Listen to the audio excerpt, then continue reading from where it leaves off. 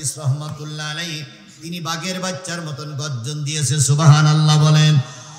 ইংরেজরা তৎকালীন শাসন আমলে এমন কোন বড় বড় গাছ ছিল না যেই গাছে বড় বড় আলেমদেরকে ফাঁসিতে ঝুলানো হয়নি।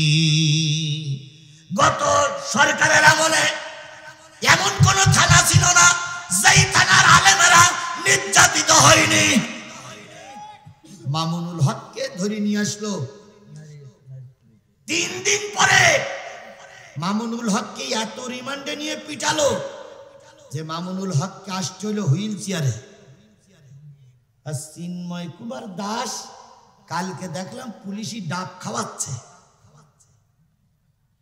সে একজন সন্ত্রাসী জঙ্গি, কথা বলে ঠিক না বেটি? একটা আলেমকে মেরে তোমরা ঠ্যাংগুলো করতে পারো, আর একজন মালায়নের বাচ্চা মালায়ন, দেশের শত্রু, দেশের কুলাঙ্গার, তাকে ডাব কিনে খাওয়াও। তাহলে এটাকে হিন্দুর দেশ না মুসলমানের দেশ? মুসলমানের দেশ হলে হিন্দুদের পরে অত আবদার কেন? অত আবদার কেন?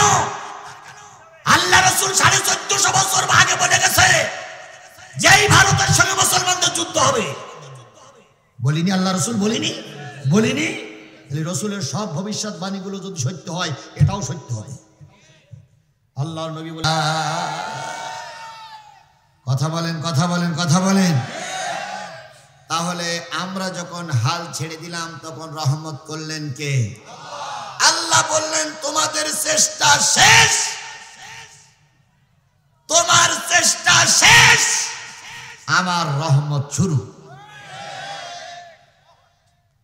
তাহলে এই দেশ স্বাধীনের ব্যাপারে সবচেয়ে বড় রহমত কার? যে আল্লাহ দেশটা স্বাধীন করে দিলেন, সেই আল্লাহর শুকরিয়াটা আসতে না জোরে? যদি জবান বন্ধ করে রাখি আল্লাহ খুশি হয়ে যাবে না ভাই? এই জন্য কারোর জবান বন্ধ থাকবে না, সকলে মিলে বলছি আলহামদুলিল্লাহ। আরেকটু জোরে বলুন তো আলহামদুলিল্লাহ। আল্লাহ বলতেছেন, কুল লাউ কানাল বাহরু মিদাদান লিকালিমাতি রাব্বি লানাফিদাল বাহরু ক্বাবলা আন তানফাদা কালিমাতু রাব্বি ওয়ালাউ জিইনা বিমিসলিহি মাদাদা।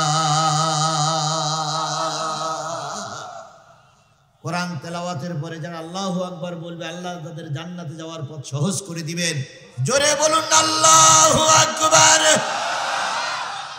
কুল্লাউ কানাল বাহর, হে নবী আপনি বলে দিন পৃথিবীতে যত সাগর আছে, পৃথিবীতে যত নদ নদী আছে, পৃথিবীতে যত খাল বিল আছে, পৃথিবীতে যত পুকুর পুষ্করণী আছে, এক কথায় পৃথিবীর যত পানির উৎস আছে, সব পানিগুলো যদি কালি হয়ে যায়, পৃথিবীতে যত গাছ দাঁড়িয়ে আছে, সব দাঁড়ানো গাছগুলো যদি কলম হয়, পৃথিবীতে যত সমান্তরাল জমি আছে, সব জমিগুলো যদি সাদা কাগজ হয়, দাঁড়ানো গাছ নামক কলম দিয়ে, সাগরের পানি নামক কালি দিয়ে, সমান্তরাল জমির উপরে তোমার রবের কথা যদি লক্ষ লক্ষ ফেরেশতা লিখতে শুরু করে, লিখতে লিখতে সব কাগজ শেষ হয়ে যাবে, কলমগুলো ফুরায় যাবে, সাগরের পানিও নিঃশেষ হয়ে যাবে।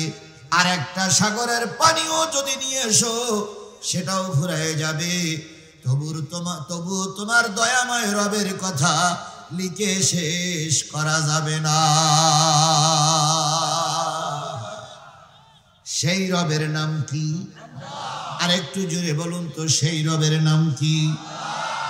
সেই আল্লাহর শুকরিয়া আবারও বলছি আলহামদুলিল্লাহ। সর্বকালের সর্বশ্রেষ্ঠ মহামানব, যার আদর্শে আদর্শিত হয়ে আমি নিজেকে উম্মত বলে দাবি করেছি, সেই নবীর নামে দুরূদ আর সালাম সকলে মিলে বলছি সাল্লাল্লাহু আলাইহি ওয়াসাল্লাম। বন্ধুগণ বলুন তো, নবীর চাইতে ভালো মানুষ সমাজে কেউ ছিল? নবীর চাইতে ভালো মানুষ এই সমাজে কেউ আছে? কিয়ামত পর্যন্ত নবীর চাইতে ভালো মানুষ যদি তালাশ করা হয়, অনুবীক্ষণ দুর্বীক্ষণ যন্ত্র সব শেষ হয়ে যাবে, তবু নবীর চাইতে ভালো মানুষ আর খুঁজে পাওয়া কেন পাওয়া যাবে না? আল্লাহ নিজেই নবীর চরিত্র সম্পর্কে বলতেছেন, ওয়া ইন্নাকা লাআলা খুলুকিন আযীম।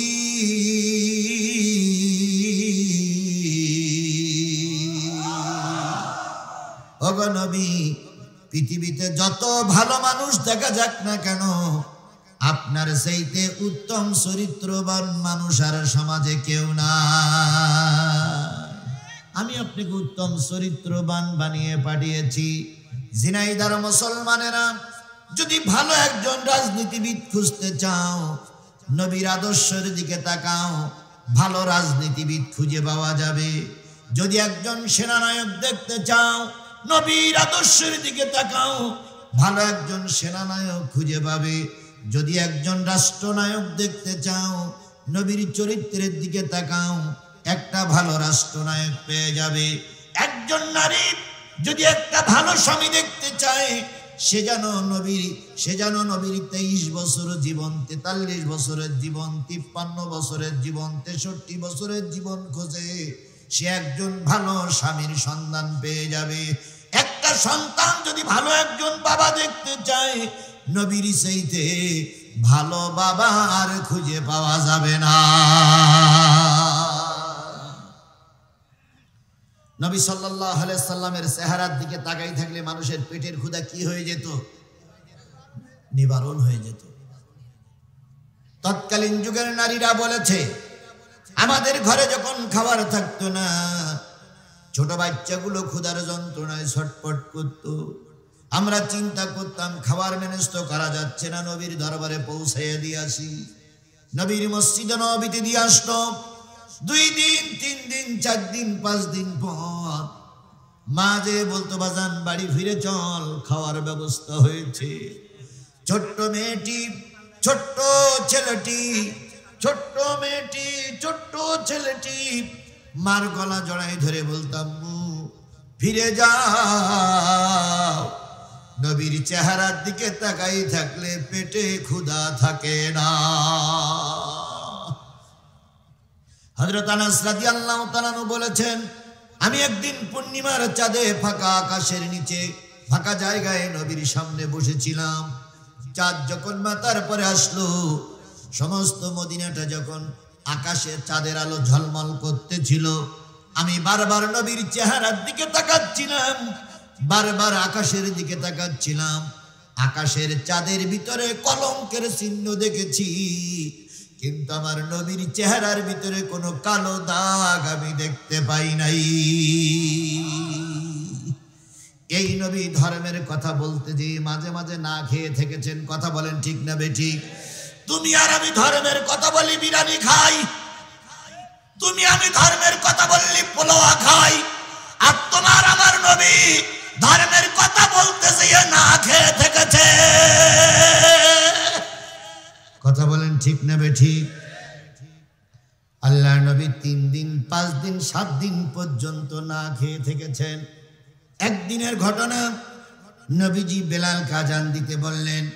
বেলাল আজান দিল, কিছুক্ষণ পরে জামাতের টাইম হয়ে গেল। বেলাল বলেন, আমি দেখলাম নবীজি রুকু থেকে আর সোজা হয়ে দাঁড়ায় না, রুকুতে সোজা হয়ে দাঁড়ালে আর দ্বিতীয় সেজদা দেয় না, দ্বিতীয় সেজদায় গেলে অনেকক্ষণ ধরে পড়ে থাকে। মাঝে মাঝে আমি বেলাল পিছনে নবীর পায়ে সুসুড়ি দিতাম, নবী সেজদার থেকে মাথা উঁচু করত। নামাজ শেষ হয়ে গেল, আমি নবীকে বললাম, ইয়া রাসূলুল্লাহ, ইয়া হাবিবাল্লাহ, এত দেরি করে সেজদা করলেন যে? নবীজি বললেন, বেলাল, 7 দিন পর্যন্ত নবীর ঘরে কোনো খাবার নাই। কয়দিন না খাওয়া? এই মুসলমান কথা বলেন, কয়দিন না খাওয়া? একটা লোক এখানে হাত তোলেন তো, আমি নবীর দলের লোক 3 দিন না খেয়ে আসি। তোলেন হাত। আছে? একদিন না খেয়ে আসি এরকম লোক আমার সমাজে কেউ আছে? আল্লাহ নবী ধর্মের কথা বলতে যেয়ে যদি টাকার পিছনে মেহনত করতেন, কত কোটি টাকার মালিক হতেন, শেষ করা যাবে না। অথচ আমাদের সমাজে আমরা অনেকেই অনেক টাকার মালিক, নবীর কথা একরকম ভুলেই গেছি। আল্লাহ নবী সালাম ফিরিয়ে হুজরাখানে চলে গেলেন। আবু বকর নামাজ পড়ে চলে গেল, ওমরও নামাজ পড়ে চলে গেল। ওমরের ঘরে 3 দিন খাবার নাই, আবু বকরের ঘরে 5 দিন খাবার নাই। নবী কয়দিন না খাওয়া? হযরত আবু বকর ওমর ঘরে যেয়ে বললেন, ঘরে কোনো খাবার আছে? কয় না। হযরত ওমর রাদিয়াল্লাহু তাআলা আনহু মসজিদে চলে এসেছেন। ওমরের ধারণা নবীজি কিছু খাইলে আমারে না দিয়ে খাবে না। কিছুক্ষণ পর আবু বকর আসলেন, এসে বললেন, ওমর অসময় মসজিদে কেন? ওমর বললেন, বড় ভাই 3 দিন ঘরে কোনো খাবার নাই, আপনি মসজিদে কেন? আবু বকর ওমরের হাতখানা ধরে বললেন, ওমর রে, তোমার বড় ভাই আবু বকরের ঘরে 5 দিন কোনো খাবার নাই। একথা আল্লাহ নবী শুনলেন হুজরাখানায় বসে। নবীজি বেরিয়ে এসে বললেন, আবু বকর ওমর তোমরা গল্প করতেছ, আমি শুনেছি তোমরা 5 দিন 3 দিন খাও না, আর তোমার নবী 7 দিন না খেয়ে আছে। মসজিদে বসে থাকলে খাওয়ার হবে না, চলো কোনো একজনের বাড়ি মেহমান হই। কার বাড়ি মেহমান হবেন ইয়া রাসূলুল্লাহ? নবী বললেন, চলো আবু আইয়ুব আনসারীর বাড়ি যাই, তিনি বড় মেহমান পছন্দ করেন। 3 জন যখন বাড়ির থেকে বাইর হলেন, নবীর মেয়ে ফাতেমা আব্বার হাতখানা ধরে বলতেছে, আব্বু কোথায় যাচ্ছ? নবী বললেন, মারে একটু বাইরে যাচ্ছে, আবু আইয়ুব আনসারীর বাড়ি। হযরত ফাতেমা বললেন, আব্বু তুমিও 7 দিন না খাওয়া, আমিও 7 দিন না খাওয়া, হয়তো কেউ না কেউ তোমার মেহমানদারি করবে, কিন্তু আমাকে তো কেউ মেহমানদারি করবে না। ও আমার বাবা, যদি তুমি মেহমান হও, খাওয়ার সময় মেয়ে ফাতেমার কথা যেন ভুলে যেও না। নবীজি ফাতেমার মাথায় হাত রেখে বললেন, মারে কথা দিলাম তোরে না দিয়ে আমি কিছুই খাবো না। চলে গেলেন আবু আইয়ুব আনসারীর বাড়ি। কয়জন? আমার কথা কি বোঝেন আপনারা? কয়জন চলে গেলেন? আল্লাহর নবী, আবু বকর, হযরত ওমর, এই 3 জন যে আল্লাহর জান্নাতি, এর ভিতরে কোনো সন্দেহ আছে? আরো জোরে বলেন, সন্দেহ আছে? আবু আইয়ুব বাড়ি ছিলেন না, বাইরের থেকে সালাম দিলেন, ভিতরের থেকে আওয়াজ আসলো, কে? আনা মুহাম্মদ রাসূলুল্লাহ, আনা আবু বকর সিদ্দিক, আনা ওমর। আবু আইয়ুবের স্ত্রী বাইরে বেরিয়ে দেখে মুহাম্মদ রাসূলুল্লাহ দয়ার নবীর মুখটা শুকিয়ে ছোট হয়ে গেছে। মহিলাটা বলেন, ইয়া রাসূলুল্লাহ কি খেদমত করতে পারি? নবীজি ছোট্ট করে বলেন, আবু আইয়ুবকে ডাকো, আমরা কয়েকদিন না খেয়ে আছি। ঘরের ভিতরে যা ছিল তাই নিয়ে আবু আইয়ুবের স্ত্রী চলে গেলেন। বাগানে যেয়ে দেখে স্বামী বাগান পরিচর্যা করতেছে। আবু আইয়ুবের স্ত্রী বললেন, ও স্বামী, তুমি বাগান পরিচর্যা করছো, তোমার বাড়িতে বিশ্ব নবী বসে আছে, 7 দিন না খাওয়া, তাড়াতাড়ি চলো। কিছু কাঁচা পাকা খেজুর দিলেন নাস্তা করার জন্য। নাস্তা করে নবীজি আসলেন। নবীর জন্য গোশত আর রুটির ব্যবস্থা করা হলো। নবীর সামনে যখন গোশত আর রুটি দেওয়া হলো, রাহমাতাল লিল আলামিন দয়ার নবী চোখ বেয়ে টপ টপ টপ টপ করে পানি পড়তেছে। আবু আইয়ুব বলেন, ইয়া রাসূলুল্লাহ আসতে একটু দেরি হয়ে গেছে বলে কি আপনি গোসা করেছেন? নবী বললেন, না। কাঁদতেছেন। কয়, আবু আইয়ুব আমার কাছে এসো। আবু আইয়ুবকে কাছে ডেকে 2টা রুটি আর 2 টুকরা গোশত একটা পোটলা বানিয়ে দিয়ে বললেন, আবু আইয়ুব রে, আমার ছোট মেয়েটা না খেয়ে ছটফট করতেছে, 2টা গোশতের টুকরা 2টা রুটি আমার মেয়ে ফাতেমাকে দিয়ে এসো, সে আমার পথের দিক তাকায়ে বসে আছে। আবু আইয়ুব বললেন, ইয়া রাসূলুল্লাহ একটু পরে আপনি খেয়ে যাওয়ার সময় নিয়ে যাবেন। নবী বললেন, তা হয় না, আমি আমার মেয়েকে শপথ করে বলেছি, মারে একটা খেজুরও যদি খাই তোরে অর্ধেক না দিয়ে খাবো না, আগে দিয়ে এসো। ফাতেমার কাছে দেওয়ার পরে নবী খানা খাইলেন। এত ক্ষুধার্ত নবী, তারপরে পরিবারের কথা ভুলে যান নাই। তিনি আপনার নবী, আমার নবী, কথা বলেন ঠিক না বেঠিক? এই নবীর নাম শোনার পরে যদি কেউ দুরূদ না পড়ে, বুঝতে হবে সে বড় বখিল। তাহলে সেই নবীর নামে দুরূদ আর সালাম দিয়ে শুরু করছি, সাল্লাল্লাহু। তুমি মিসওয়াক করা ফজিলত তো জানো, খাওয়ার শেষে মিষ্টি মুখের হাদিসটাও মানো।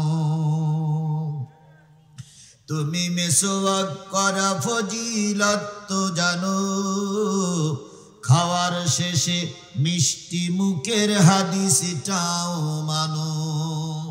শুধু হক কথাটা উচ্চ স্বরে বলতে পারো না, অন্যায় দিকে বারুদ হয়ে জ্বলতে পারো না। কেমন মুসলমান তুমি একটু ভাবো না, কেমন তোমার ঈমান একটু বলো না। তুমি যেই কালেমার দাওয়াত দিলে হাদিয়া তোহফা মেলে, দেখো সেই কালেমার দাওয়াত দিয়ে কত জনাজি জেলে। তুমি যেই কোরআনে রস করিলে বুকেতে নাই তুলে, দেখো সেই কোরআনের ব্যাখ্যা লিখে কেউ ফাঁসিতে ঝোলে। তুমি ভাঙনের খেলা খেলতে জানো, গড়তে জানো না, অন্যায় দেখে বারুদ হয়ে জ্বলতে পারো না। কেমন মুসলমান তুমি একটু বলো না, কেমন তোমার ঈমান একটু ভাবো না। তাহলে নবীর নামে দুরূদ আর সালাম, সাল্লাল্লাহু আলাইহি ওয়াসাল্লাম। বন্ধুগণ, কষ্ট করে ঠান্ডার ভিতরে এই ফাঁকা জায়গায় বসে আছেন কি শোনার জন্য? এই মুসলমান সবাই মিলে বলুন তো, কি শোনার জন্য বসেছি? এখান থেকে যদি একটু ফায়দা না হয় তাহলে কষ্ট করার কোনো দরকার নাই। বাড়ি শুয়ে থাকলো, কাজে লেগলো, আসছে এখানে বসেছি। কেউ ভ্যান চালাইছে, কেউ রিক্সা চালাইছে, কেউ সারাদিন দোকানদারি করেছে, কেউ বা মাঠে কাজ করেছে। সবাই আমরা এখানে এসেছি একটু ফায়দা নেবার জন্য। কথা বলেন, কথা বলেন। যদি ফায়দা নাই হয়, ফায়দার কিছু আলোচনা যদি নাই হয়, তাহলে এ মাহফিলে না বসাই ভালো। এবার আসুন, তাহলে আমরা কি শোনার জন্য বসেছি? আল্লাহ বলতেছেন, ওয়াইজা কুরিয়াল কুরআন ফাসতামিউ লাহু ওয়া আনসিতু লাআল্লাকুম তুরহামুন। যখন তোমাদের সামনে কোরআন পড়া হবে, দোকানের ভাইরা শোনেন, বাজারের ভাইরা শোনেন, হরিণা কুণ্ডুর মাইকের আওয়াজ যত দূর পর্যন্ত যাচ্ছে সব ভাই 1 মিনিট একটা কথা শোনেন। আল্লাহ রাব্বুল আলামিন বলেন, যখন তোমাদের সামনে কোরআন পড়া হবে, ওই কোরআনের আলোচনাগুলো তোমরা চুপচাপ বসে বসে শোনো। কে বলতেছেন? চুপচাপ বসে বসে শোনো। তাহলে আল্লাহর হুকুম মেনে চলা ফরজ, ওয়াজিব, সুন্নত না মুস্তাহাব? তাহলে আল্লাহ বলতেছে চুপচাপ বসে বসে শোনো। যারা দাঁড়াই দাঁড়াই শুনতেছেন, নিশ্চয়ই আল্লাহর একটা হুকুম অমান্য করতেছেন না ভাই? আবার বসতে বললে চলে যাইয়েন না, কারণ সবাই যদি চলে যায় আমি অশোনাবো কার? তাহলে আল্লাহ বললেন চুপচাপ বসে বসে শোনো। যারা বাজারে দাঁড়াই দাঁড়াই শুনতেছেন, কোরআনের হক আদায় হচ্ছে না। তাহলে কোরআনের হক আদায় করতে গেলে কোরআনের মাহফিলে এসেই বসে বসে শুনতে হবে। এখন যদি বলেন হুজুর আমি দোকানে বসে শুনলে সমস্যা কি? আচ্ছা বলুন তো ভাই, মশার উপদ্রব যখন বাড়ে তখন এই মশার থেকে বাঁচার জন্য কি খাটানো লাগে? মশারি। মশারি না খাটালে কি মশার উপদ্রবতে বাঁচা যায়? এখন মশারি খাটাইছেন আপনি, খাটাইয়ে ভিতরে অর্ধেক আর বাইরে অর্ধেক। ভিতরে অর্ধেকটা ঢুকেছেন আর বাইরে অর্ধেকটা ঢুকেই বলতেছেন, মশা সূরা ইয়াসিন পড়ি বুকে ফু দিলাম, খবরদার যেন কামড়াস না। বলুন তো কামড়ানি কি বন্ধ হবে? কেন বন্ধ হবে না? আপনি ভিতরে ঢোকেননি। যদি ভিতরে ঢোকার পরে সূরা ইয়াসিন নাও পড়েন, তাও তো মশার কামড় বন্ধ হবে নাকি? আমরা এখানে একটা জান্নাতের মশারি টানাইছি। এই মশারিটা আমাদের এর ভিতরেই সীমাবদ্ধ। আপনারা এখানে রহমত নিতে গেলে এর ভিতরেই আসতে হবে। বাইরে বসে শোনা যাবে না তা না, কিন্তু রহমত থেকে বঞ্চিত হবেন আপনি। এই জন্য আমরা সবাই কোরআনের এই মজলিসের ভিতরে আসি। আল্লাহ আমাদের সবাইকে কবুল করুক। আরেকটু জোরে বলেন আমিন, আরেকটু জোরে বলেন আমিন। চলেন এবার একটা হাদিসে যাই, ভালো করে শোনেন ভাই, চলে যাইয়েন না, দাঁড়ানো লোকগুলো খবরদার যেন চলে যাইয়েন না, আপনারা এই হাদিসটা শোনার পরে যাবেন।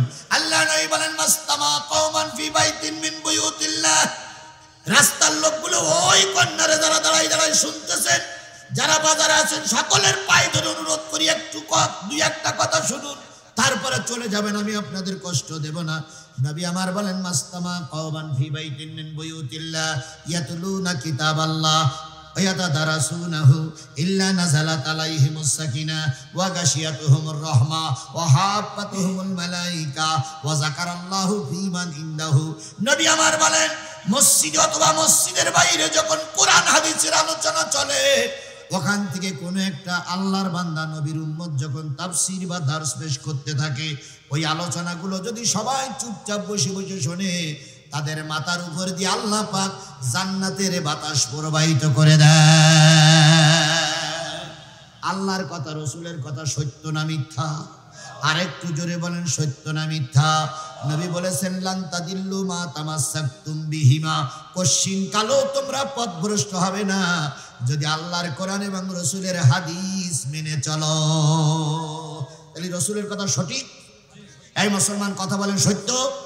যারা ওই কোনায় দাঁড়াই শুনতেছেন তাদের কাছেও বলি রসুলের কথা সত্য। যারা দোকানে বসে শুনতেছেন তাদের কাছেও বলি রসুলের কথা সত্য। তাহলে রসুল বললেন যদি বসে বসে আল্লাহর কোরআন শোনো, মাথার উপর দিয়ে কিসের বাতাস? জান্নাতের বাতাস, রহমতের বাতাস। আপনাদের রহমতের প্রয়োজন আছে না নাই? জোরে বলেন আছে না নাই? যে লোকগুলো রহমতের দরকার তারা কোরআনের মাহফিলে বসেছে, যাদের রহমতের দরকার নাই তারা এখনো আসেনি। ইল্লা নাযালাত আলাইহিমুস সাকিনা, চুপচাপ বসে বসে যদি আল্লাহর কোরআন শোনো, আল্লাহ রহমতের বাতাস দিয়ে তোমাদেরকে ভরপুর করে দেবে। সুবহানাল্লাহ। ইল্লা নাযালাত আলাইহিমুস সাকিনা ওয়া গাশিয়াতুহুমুর রাহমা, মাথার পরে সামিয়ানা থাক আর নাই থাক, কোরআন যারা বলতেছে, কোরআন যারা শুনতেছে, তাদের মাথার উপর দিয়ে আল্লাহ পাক রহমতের সামিয়ানা দিয়ে ঢেকে রাখে। ওয়াহাফাতুহুমুল মালায়েকা, ভালো করে শোনো ছোট ছোট ছেলেরা, ভালো করে শোনো কোরআনের হাফেজরা, ভালো করে শোনেন মসজিদের ইমামেরা, যারা চলে যাচ্ছেন তারাও ভালো করে শোনেন। ওয়াহাফাতুহুমুল মালায়েকা, আমরা যতদূর পর্যন্ত বসে গেছি আমাদের চারিপাশে ফেরেশতারা গোল হয়ে দাঁড়াই আছে। আপনি দেখতেছেন না? ওই ফেরেশতারা কি জন্য দাঁড়াই আছে?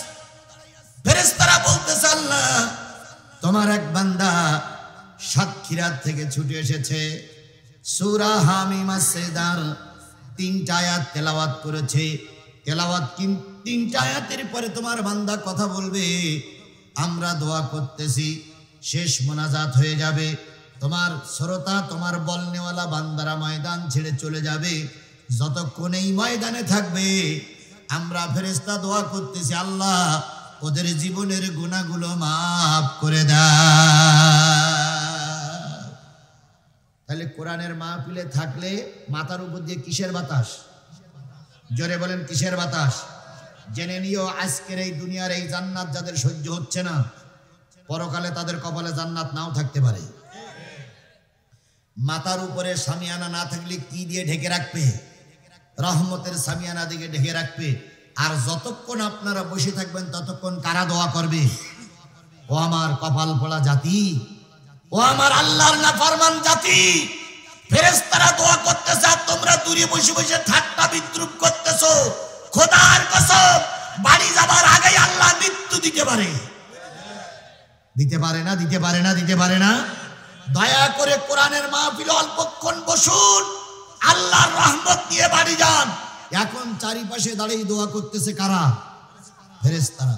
ওয়াহাফাতুহুমুল মালায়েকা ওয়া যাকারাল্লাহু ফীমান ইনদাহু, আল্লাহ তার নিকটতম ফেরেশতাদের ডেকে বলে, ফেরেশতারা ওই হরিণা কুণ্ড বল খিলার মাঠের দিকে তাকায় দেখো, আমার বান্দা সূরা হামিম আস-সাজদা তেলাওয়াত করেছে, আলোচনা করতেছে, আমার বান্দারা শুনতেছে।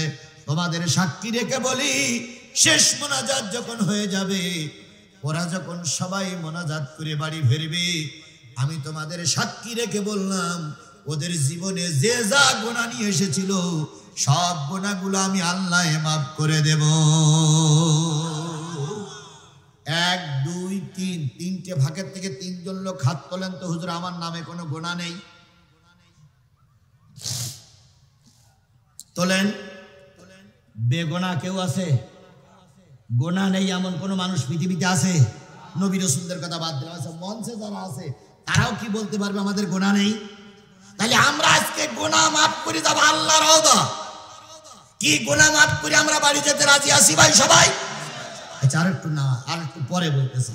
এবার আসুন তাহলে গুনাহ মাফ করে আমরা সবাই বাড়ি যাব ইনশাআল্লাহ। সমাধান চাও যদি জীবনে মরণে, ফিরে চাও খুঁজে নাও চোখ রাখো কুরআনে। সমাধান চাও যদি ফিরে যাও খুঁজে নাও চোখ রাখো কুরআনে। এই একটা বেগুনা লোক বাড়ি যাচ্ছে, আমার মনে হয় লোকটার কোনো গুনাহ নেই। সমাধান চাও যদি জীবনে মরণে, ফিরে যাও খুঁজে নাও চোখ রাখো কুরআনে। এ বাণী সকলের নয় শুধু মুমিনের, যারাই চলবে মেনে ফল পাবে কোরআনের। ঘরে বলো কিংবা রাষ্ট্রে বলো, ঘরে বলো কিংবা রাষ্ট্রে বলো, অশান্তি দূর করে শান্তি আনে। সমাধান ও সমাধান চাও যদি জীবনে মরণে, ফিরে যাও খুঁজে নাও চোখ রাখো কুরআনে। কথায় বলে বিশ্বাসে মিলায় বস্তু তর্কে বহুদূর। যদি প্রকৃত আল্লাহ এই মাহফিলে গুনাহ মাফ করবে এই আশায় যদি আপনি বসে থাকেন, আমি কোরআন শপথ করে বলতে পারি আল্লাহ আপনার জীবনের সব গুনাহ মাফ করে দেবে। কাল এখানে আর মাহফিল হবে? তাহলে আজকে আমি খুব যদি বলি 11টায় 50 পর্যন্ত অথবা 11:30 পর্যন্ত, ইতিমধ্যে 50 হয়ে গেছে, আর 50টা মিনিট, আর 50টা মিনিট কোরআনের খাতিরে সময় দেওয়া যাবে না? এই মুসলমান কথা বলেন, সময় দেওয়া যাবে না? অনন্ত কালের জন্য কবরে পড়ে থাকতে হবে, তখন কেউ আর ভাত খাওয়ার জন্য ডাকবে না, কেউ আর চা খাওয়ার জন্য ডাকবে না। আজকের এই কোরআনের মাহফিল কবরের আযাব মাফের ওসিলা হয়ে যেতে পারে। তবে হ্যাঁ, সব লোকের আমি বুঝাইতে পারবো না। আবু জেহেলের রসুল বুঝাইতে পারিনি। আবু জেহেলের ওয়াজ রসুলের কাজে লেগেছিল, আর রসুলের ওয়াজ আবু জেহেলের কাজে লেগেছিল। রসুল যতই ওয়াজ করতে আবু জেহেল শুধু কান্নাড়া দিত, কান্নাড়া দিত। এখানেও কান্নাড়া দেওয়া, আবু জেহেলের রক্ত এখানেও আছে, এখানেও আছে, এখানেও আছে। এদের যতই বলেন না কেন এরা বসবে না। শয়তান কুতুসে হাত হাত হাত। আর একটু সামনে যান, আল্লাহ বলতেছেন ওয়ালাকাদ জারানা লিজাহান্নামা কাসীরাম মিনাল জিন্নি ওয়াল ইনস লাহুম কুলুবুন লা ইয়াফকাহুনা বিহা। ভালো করে শোনেন, 1 2 3 ভাগের লোক ভালো করে শোনেন। যারা আসবে না ওদের কপাল পুড়িয়েছে, ওরা আর আসবে না। যারা আসছেন তারাই শোনেন, আল্লাহ বলতেছে কিয়ামতের দিন একদল মানুষ আর একদল জিনকে দিয়ে আমি জাহান্নাম ভরিয়ে ফেলবো। জাহান্নামে যাবে কারা? মানুষ আর যারা জাহান্নামে যাবে, অনেকগুলো দোষের ভিতরে একটা দোষ হচ্ছে লাহুম কুলুবুন লা ইয়াফকাহুনা বিহা। তাদের অন্তর আছে কিন্তু অন্তরে জায়গা নাই। কিসের জায়গা নাই? আরো জোরে বলেন, কিসের জায়গা নাই? টেলিভিশন দেখতে ভালো লাগে, সিনেমা দেখতে ভালো লাগে, পয়লা বৈশাখের নাচ দেখতে ভালো লাগে, কিন্তু আল্লাহর কোরআনের মাহফিল ভালো। আল্লাহ বললেন এই লোকগুলো যাবে জাহান্নামে। আয়ুনুল্লাহ ইবসিরুনা বিহা। তাদের চোখ আছে কিন্তু চোখ দিয়ে দেখে না। কি দেখে না? এই মুসলমান স্পষ্ট করে বাগের বাচ্চার মতন বলবেন, কি দেখে না? ওরে শুধু কোরআন দেখে না, না কোরআন ওয়ালাদেরও দেখে না। বাজারে বসে চা খাচ্ছে, 2 জন খা, বয়স্ক একটা হুজুর রাস্তা দিয়ে যাচ্ছে, অমনি একজন আর একজনের ঠ্যাস লাগাই বলে ওই দেখ সেই রাজা কাজ যাচ্ছে, ওই ওই। রাজাকার বলে গালিগালাজ দেওয়া লোক আমাদের সমাজে আছে না নাই? জোরে বলেন আছে না নাই? আর আমাদের সমাজে রাজাকার তো একটা অপবিত্র বস্তুতে পরিণত হয়েছিল। কথা বলেন ঠিক না বেটি? আমি আবার ভাষায় বলি, রাজাকার শব্দটা তুলে দাও। রাজাকার যদি অপবিত্র হয় তাহলে নিশ্চয়ই তোমার দাদা দাদির বিয়ে পড়াইছে কোন একটা রাজাকার। রাজাকার যদি অপবিত্র হয় তোমার বাবা মায়ের বিয়ে পড়াইছে কোন একটা রাজাকার। রাজাকার যদি অবৈধ হয় তোমার বাপ মার বিয়ে অবৈধ, তুমিও অবৈধ মায়ের অবৈধ সন্তান।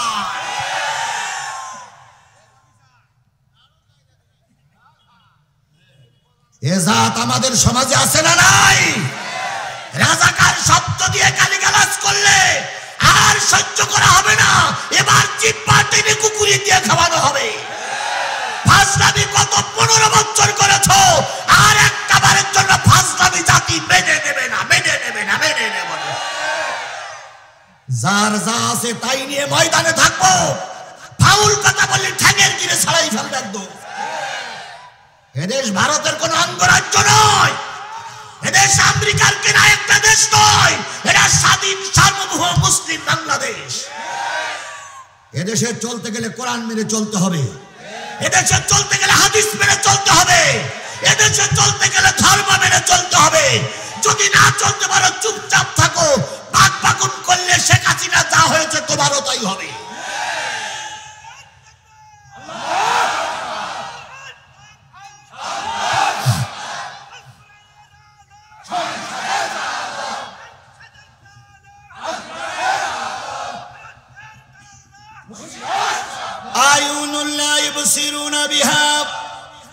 তাদের চোখ আছে কিন্তু চোখ দিয়ে দেখে না। কি দেখে না? আরো জোরে বলেন কি দেখে না? শুধু কোরআন দেখে না, না কোরআন ওয়ালাদেরও দেখে না। আজানুল্লাহ ইয়াসমাউনা বিহা, তারা আজান কানের ভিতরে গেলে তারা শোনে না। এরা যাবে কোথায়?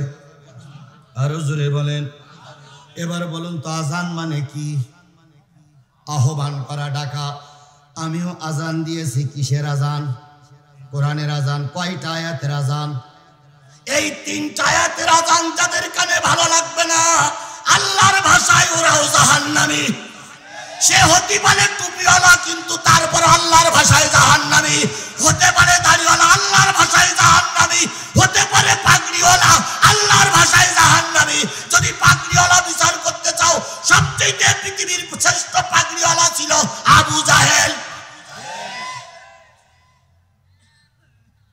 আবু জাহেলের মাথায় পাগড়ি ছিল 17 হাত লম্বা, আর আমরা পাগড়ি পরি 7 হাত 3.5 হাত। আর আবু জাহেলের মাথায় কয় হাত? 17 হাত পাগড়ি মাথায় দিয়ে সে যদি কোরআনের বিরোধিতা করার কারণে জাহান্নামে যায়, আজকেও তুমি পাগড়িওয়ালা হয়ে যদি দিন কায়েমের বিরুদ্ধে ফতোয়া দাও, জেনে রেখো আবু জাহেলের যেখানে স্থান তোমারও সেখানে স্থান। তোমার আমার দাড়ি 1 মুষ্টি কিংবা 1 বিঘে, আর আবু জাহেলের দাড়ি ছিল একবার জাগা পর্যন্ত। যখন পেশাব করতে বসতো তখন 2 পাশটা দাড়ি পিছন দিকে গিরে দিয়ে রাখতো, নতুবা পেশাবের সঙ্গে দাড়িও লাফালাফি করতো। তাহলে আবু জাহেলের দাড়ি কি ছোট না বড়? জোরে বলেন ছোট না বড়? আমি দাড়ির বিপক্ষে কথা বলছি না, আমি শুধু বলি দাড়ি রাখলেই জান্নাতে যাওয়া যাবে না। যে দাড়ির ভিতরে কোরআন নাই, যে দাড়ির ভিতরে ইসলাম নাই, যে দাড়ির ভিতরে ধর্ম নাই, যে দাড়ির ভিতরে নবী নাই, যে দাড়ির ভিতরে দ্বীন নাই, ওই দাড়ি আল্লাহর কাছে কোনো কাজে লাগবে না। দাড়ি তো রাখতেই হবে, এটা সুন্নত। আমার কথা কি বুঝেছেন? উলাইকা কাল আনাম, এরা হলো চতুষ্পদ জন্তুর মতো। বালহুমাদাল, বরং তার চেহারা নিকৃষ্ট। এরাই যাবে জাহান্নামে। তাহলে যাদের দিলে কোরআন ভালো লাগে না, যাদের চোখে কোরআন ভালো লাগে না, যাদের কানে কোরআন ভালো লাগে না, তারা যাবে কোথায়? এই জাতীয় লোক এখানে যারা আছেন, এবার আপনারা চলে যেতে পারেন ভাই। আর মিডিয়াওয়ালারা ফটো তুলে রাখুক, এই সেই জাহান্নামী লোকগুলো চলে যাচ্ছে। যান যান ভাই, আমি আপনাদের কাছে ওয়াদা করেছিলাম যে ছুটি দেব।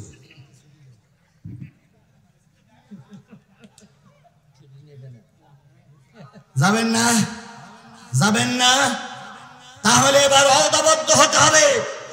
এখন বাজে হলে 10:55। আমি 11:50 পর্যন্ত কথা বলবো, আর মাত্র 50টা মিনিট। এই 50টা মিনিট পেশাব লাগুক, পায়খানা লাগুক, যা লাগুক, ময়দান ছেড়ে কাপুরুষের মতন পালিয়ে যাওয়া যাবে না। কারা কারা রাজি আছেন দুই হাত উঁচু করে আল্লাহরে দেখা।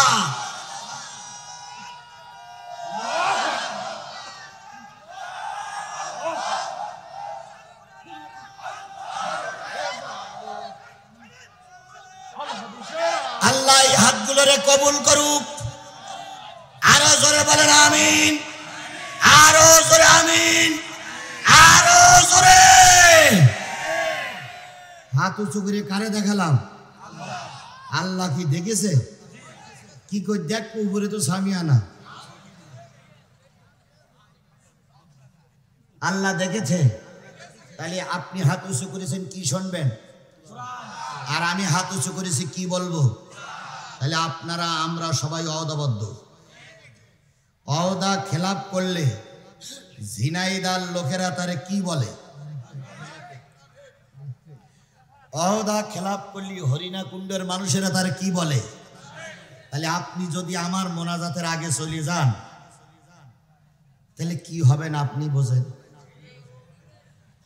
আল্লাহ আমাদের কবুল করুক। 1 ঘন্টা আপনারা আলোচনা শুনেছেন। আচ্ছা, 1 ঘন্টা আলোচনা হয়েছে বলে আপনারা কি মনে করতেছেন? মনে করতেছেন, অথচ 1 ঘন্টা পার হয়ে গেছে। তাই 1 ঘন্টার সময় যদি অল্প সময়ের ভিতরে যায়, কোরআনের দিকে মতওয়াজ্জা হন, আর 50টা মিনিট যাবে নিজেই ঠিক পাবেন না, নিজেই বলবেন হুজুর এখনো হয়নি। তাহলে আমরা কোরআনের দিক মতওয়াজ্জা হলে সময়টা পার করে দেবে কে? আল্লাহ আমাদের কোরআনের খাতিরে এই অল্প সময় বসার তৌফিক দান করুক। সকলে মিলে বলুন আমিন। আমি আপনাদের সামনে তেলাওয়াত করেছি হামিম আস-সিজদার 3টা আয়াত। কয়টা আয়াত? জোরে বলেন। 3টা আয়াত, 54টা আয়াত, 6টা রুকু। মক্কায় অবতীর্ণ সূরা সমূহের ভিতরে একটা অন্যতম সূরা। নাম কি? হামিম আস-সিজদা। 30, 31, 32 3টা আয়াত আল্লাহ বলতেছেন ইন্নাল্লাযীনা ক্বালু রাব্বুনাল্লাহ, নিশ্চয়ই যারা বলে আমার রবের নাম আল্লাহ। বলুন তো আপনার আমার রব কে? স্পষ্ট করে বলুন আপনার আমার রব কে? সুম্মাস্তাকামু, শুধু রব বলে না, এই কথার পরে তারা ইস্তেকামাত থাকে, টিকে থাকে, তারা ওই কথার পরে অটুট থাকে। যতই বাধা বিঘ্ন আসুক না কেন, বাতিলের কাছে তারা মাথা নত করে না। সুম্মাস্তাকামু তাতানাজ্জালু, ওই লোকটার কাছে ফেরেশতা, তাতানাজ্জালু আলাইহিমুল মালাইকা, ফেরেশতা নাজিল হয়ে বলে ও আমার আল্লাহর বান্দা, আল্লাহ তোমার জন্য সুখবর দিয়েছে, তোমার কোনো ভয় নাই, তোমার জন্য কোনো চিন্তা নাই, তুমি মৃত্যুবরণ করবা, সঙ্গে সঙ্গে আল্লাহর জান্নাত পেয়ে যাবা। এবার বলুন তো আল্লাহ আমার রব, এ কথা কি আমরা সবাই মেনে নিয়েছি? জোরে বলেন মেনে নিয়েছি। এই আল্লাহ আমার রব, এই কথাটা বলার পরে পরীক্ষা হবে না হবে না? জোরে বলেন পরীক্ষা হবে না হবে না? আপনি রব বলে মেনে নেওয়ার পরে শয়তান বসে থাকবে না, জালেমেরা বসে থাকবে না, মুনাফিকরা বসে থাকবে না, তারা আপনার পিছনে লেগে যাবে। আরে আল্লাহকে রব বলে মানলি পরীক্ষা দেওয়া লাগবে না লাগবে না? কি দিয়ে পরীক্ষা, কি দিয়ে আল্লাহ পরীক্ষা নেবে সে কথা কোরআন শরীফে আছে না নাই? আল্লাহ বলতেছেন ওয়ালা নাবলুওয়ান্নাকুম বিশাইইম মিনাল খাউফি ওয়াল জু। আল্লাহ বললেন আমি অবশ্যই তোমাদের পরীক্ষা নেব ভয় দিয়ে, অবশ্যই তোমাদের পরীক্ষা নেব ভয় দিয়ে। কি দিয়ে পরীক্ষা নেবে? আরো জোরে বলেন কি দিয়ে পরীক্ষা নেবে? কিসের ভয়? কিসের ভয়?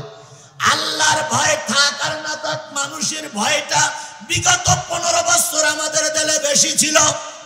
কথা বলেন ঠিক না ঠিক? আমি আসার সময় দেখলাম ওখানে একটা পুলিশের গাড়ি দাঁড়াই আছে, এখনো আছে। পুলিশ ভাইরা হয়তো মঞ্চে থাকলেও থাকতে পারে। আজকের পুলিশ ভাইদের দেখলে মনে শান্তি লাগে, পুলিশ আসছে কোরআন শুনতে। আর এখান থেকে 2 বছর আগে পুলিশের গাড়ি দেখলে কমিটির লোক চিন্তা করত পুলিশ আইছে হুজুর ধরতে।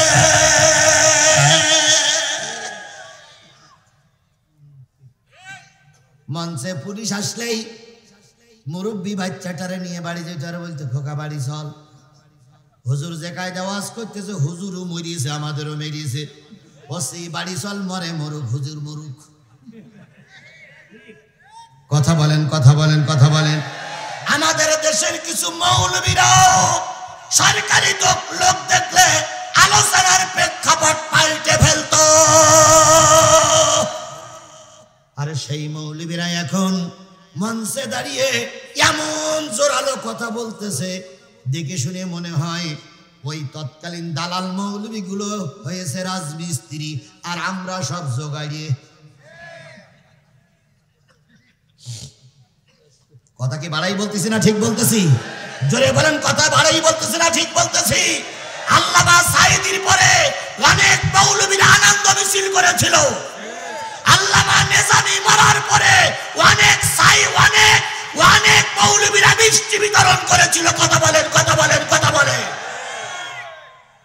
আল্লামা সাঈদী এবং নেজামীর পক্ষে যদি মৌলবীরা তৎকালীন দালালি না করতো, আল্লাহর কসম আল্লামা সাঈদী জেলখানায় মারা যেত না, যেত না, যেত না। আল্লামা সাঈদী মরার মূলেই একদল মৌলবীরা। সুতরাং পরীক্ষা না দিলে বোঝা যায় না ছাত্র ভালো না খারাপ। আচ্ছা বলুন তো, এই বছরের আগের বছর ছেলে মেয়েরা যারা ক্লাস 8 কি পাস? Auto pass. কেন অটো পাস হবে না? নেতারাও ছিল অটো পাস। যে দেশের নেতারা দিনের ভোট রাতে করে, সেই দেশের নেতারা কোনদিন ছেলে মেয়ের পরীক্ষা নিতে পারে না। শিক্ষামন্ত্রীর কাছে এক লোক জিজ্ঞেস করছে যে অটো পাস করাচ্ছেন কেন? তো উনি বলতেছে আমি তো অটো পাস। বলেন সাবেক মন্ত্রীরা কি ভোটে পাস না অটো পাস? জোরে বলেন, ভোটে পাস না অটো পাস? অটো পাস করে সে ফুলের মালা গলায় দিয়ে মঞ্চে মাইক ধরে বলতো এত সুন্দর নির্বাচন বাংলাদেশের ইতিহাস আর কেউ কোনোদিন দেখেনি।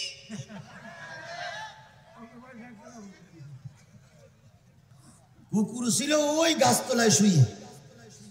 বক্তার বক্তৃতা শুনে কুকুর মাথা উঁচু করে বলতে কথাটা কি হইল? গতকালকে তো কেউ ভোট দেয়নি, তুই ভোট পালি কি করে? পরের দিন পত্রিকায় এসেছে সুষ্ঠু হয়েছে নির্বাচন, ভোট দিয়েছে প্রশাসন, তাকিয়ে তাকিয়ে দেখেছে জনগণ। কথা কি বাড়াই বললাম? আর একটু জোরে বলেন, বাড়াই বললাম। এই নেতারা মঞ্চে দাঁড়িয়ে কিছু দালালদের দ্বারা ফুলের মালা তৈরি করে নিয়ে আসে। মঞ্চে ফুলের মালা পরে কি বাকুম বাকুম বাকুম বাকুম ভাব লাগায়। আল্লাহ কয় জনগণের হক নষ্ট করে, জনগণের অধিকার নষ্ট করে তুমি এখন নেতা সেজেছ। জনগণ পড়াচ্ছে তোমার ফুলের মালা, লিখে রাখো ওই জনগণই তোমার কয়েকদিন পরে পড়াবে জুতোর মালা। যদি আইনমন্ত্রী হরিণাকুণ্ডে সফর করত, স্বরাষ্ট্রমন্ত্রী হরিণাকুণ্ডে সফর করত, যে পুলিশ এখন এসে ওয়াজ শুনতেছে ওই পুলিশ স্যারের দেখলি আরামে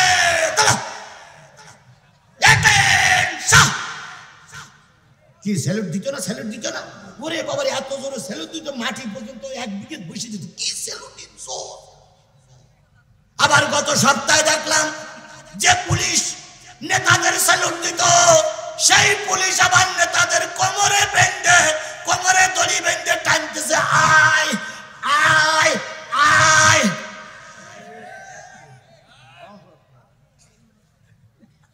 আল্লামা সাঈদী বলেছিলেন ফাজলামি বন্ধ করো, মানুষের পর অত্যাচার বন্ধ করো, নতুবা যে পুলিশ তোমার স্যালুট দিচ্ছে ওই পুলিশ তোমার বকলে ওই পুলিশ তোমার কোমরে দড়ি বেঁধে টানবে। তাই হয়নি, তাই হয়নি, তাই হয়নি, তাই হয়নি। এখন আবার বলতেছে সীমানার পাশে আছি, চট করে ঢুকে পড়বো, তাই বলতেছে না? আসো আসো, জনগণ তেল মাখাই তোমার জন্য অপেক্ষা করতেছে। আর প্রায় ওরা বলতেন খেলা হবে, খেলা হবে। আমরা তো খেলা করার জন্য এখন রাস্তায় আছি, খেলা করার জন্য ময়দানে আছি। আসো খেলা হবে, আসো খেলা হবে। কোথায় তুমি? খেলার জন্য লোক তোমাকে ডাকতেছে। ভালো হয়ে যাও, ভালো হয়ে যাও মাসুদ তুমি, এ কথা কি বলবে আর? পালিয়ে গেছে কৌয়া কাদের, কেউ জানে না খবর তার। ভালো হয়ে যা।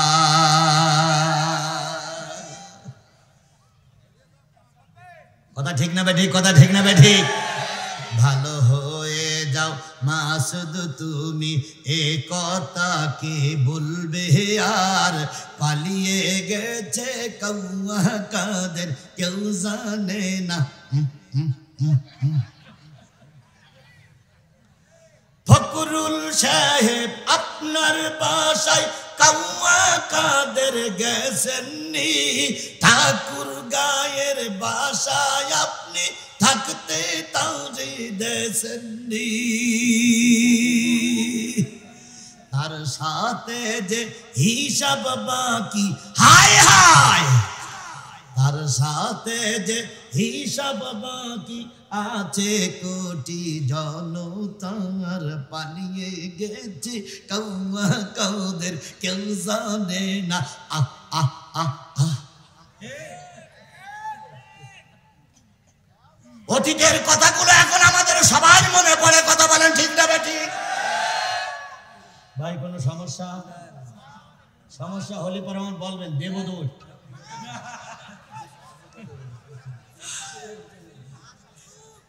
চলবে, চলবে। এখন যদি না চলে তাহলে চলবে কবে?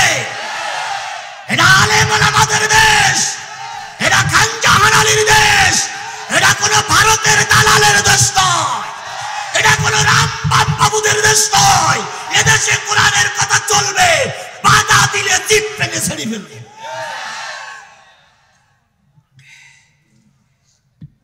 আল্লাহ, আপনারা আমার ওয়াজ ইতিমধ্যে মিডিয়ায় শুনেছেন। চারিদিকে পুলিশ এসে ঘিরে ফেলেছে, ধরবেই। তাকাই দেখলাম পুলিশ লীগ, আওয়ামী লীগ, ছাত্রলীগ, যুবলীগ, বুড়ো লীগ, ছোট লীগ, চারিপাশে ঘিরে ফেলেছে। হুজুরির আজকে ধরবেই। শিবিরের থানা সেক্রেটারি এসে বলতেছে, হুজুর আজকে মনে হয় আর বাঁচানো গেল না। বললাম, বাজান কি হয়েছে? দেখেন না চারিপাশে সব ঘিরে দাঁড়াইছে, আর পিছনে বসে রয়েছে চেয়ারে, কোমরে পিস্তল। আমি বললাম, যা হয় হোক, অস্ত করিয়ে নেই, যা হয় হবে, তুই ওয়াজে বাধা দিস নে বাপ, আর দেখ কোন কায়দায় আমার বের করা যায়। কোরআন শরীফ সামনে বলো ভাই। তো কিছুক্ষণ পরে এসে বলতে, হুজুর লাইন সব ঠিক করে আইছি, আপনি ওয়াজ করেন, তবে আমার একটা শর্ত, মোনাজাত হাফ আপনি করবেন, আর হাফ পাশে চেয়ারের দ্বিতীয় বক্তা বসে আছে, ওই বক্তার দেবেন, আর হাফ আপনি করবেন। তারপরে দেখা যাক কি হয়। আর মোনাজাত ওর কাছে দিয়ে আপনি চলে আসবেন। তো উদুইলা সাবিলি রব্বিকা বিল হিকমা, একটু হিকমত অবলম্বন করতেই হবে, তাছাড়া তো জালেমদের কাছে বাঁচা যাবে না ভাই। একটু হিকমত না করলে জালেমরা তো ধরে গুলি করে মেরে ফেলবে। তো আমি একটু চিন্তা করলাম, তাও ঠিক। তো দ্বিতীয় বক্তার আগে তো বলে দিস মোনাজাত, এই মাহফিল শেষ, আমি একটু নিজে হিকমত করলাম। সেটা হলো, ভাই বাপ মারা গেছে, বাবা মারা গেছে, দাদা মারা গেছে, আপনারা অনেকেই বাপ মারে কবরে রেখে আসছে। মোনাজাতের সময় একটু চোখ বন্ধ করে মোনাজাত করলে আল্লাহ কবুল করে ভাই। আপনারাই যদি হাসেন তা আমি বলবো। আমার জীবনের কথাই বলতেছি ভাই, আমি অন্য লোকের কথা বলতেছি না। কি কষ্টে যে জীবন গেছে রে ভাই, সেই কষ্ট কি এখন আছে? জোরে বলেন আছে? এখন মঞ্চে আমার লোক, সামনে আমার লোক, ডাইনে আমার লোক, বামে আমার লোক। তো আমার জীবনের কথাই বলতেছি। তো এখন ওনারা রব্বানা জালামনা বলার আগে সব চোখ বন্ধ করিস, কারণ ওরা যাই করুক, বাপ মা ভেস্তে যাক এটা ওরা চায়, ওরা যা করে তা করুক, ওরা ভেস্তে যাবে এটা ওরা চায়। এখন মোনাজাত করতেছে, আমি রব্বানা জালামনা আনফুসানা ওয়া ইল্লাম তাগফির লানা ওয়া তারহামনা লানাকুনান্না মিনাল খাসিরিন। খুব মায়াবী সুরে এইবার রব্বিরহামহুমা দ্বিতীয় বক্তার কাছে দিছে, কামা রব্বায়ানি সগীরা। আয় আল্লাহ, দ্বিতীয় বক্তা মোনাজাত করতেছ, বলো আয় আল্লাহ তুমি জাতিরে মাফ করিয়া দাও। এই ফাঁকে আমি চলে গেছি। তুই এখন মোনাজাত লম্বা হয়েছে, 13 মিনিট ধরে মোনাজাত, যাতে করে আমি গাড়ি পর্যন্ত যাইতে পারি। মানে হুজুরও খুব চালাক, যে হুজুর গাড়িতে না চলা পর্যন্ত আমার মোনাজাত বন্ধ করা করি নেই। তুই এখন ওই মোনাজাত করেছে, ওয়াখিরি দাওয়ানা আলহামদুলিল্লাহি রাব্বিল আলামিন বলে যেই না মোনাজাত ছেড়ে দেছে, পুলিশ আর আওয়ামী লীগ চোখ খুলেই বলতে, হুজুর কি ওয়াজ করলেন? আপনি ওয়াজ করেছেন না সরকারের গালাইছেন? তা দ্বিতীয় বক্তা বলছে, কার কি বলতেছেন আপনি? ভাই এতক্ষণ আপনি ওয়াজ করলেন, কেরা ওয়াজ করলেন? কয় জিয়াদিকে। আমি কি জিয়াদি? শোনেন দিন, আমি কি জিয়াদি? শোনেন দিন, এই লোকেরা বলুক আমি কি জিয়াদি? আপনার দলের লোকেরা আওয়ামী লীগের কাছে শোনেন দিন, আমি কি জিয়াদি?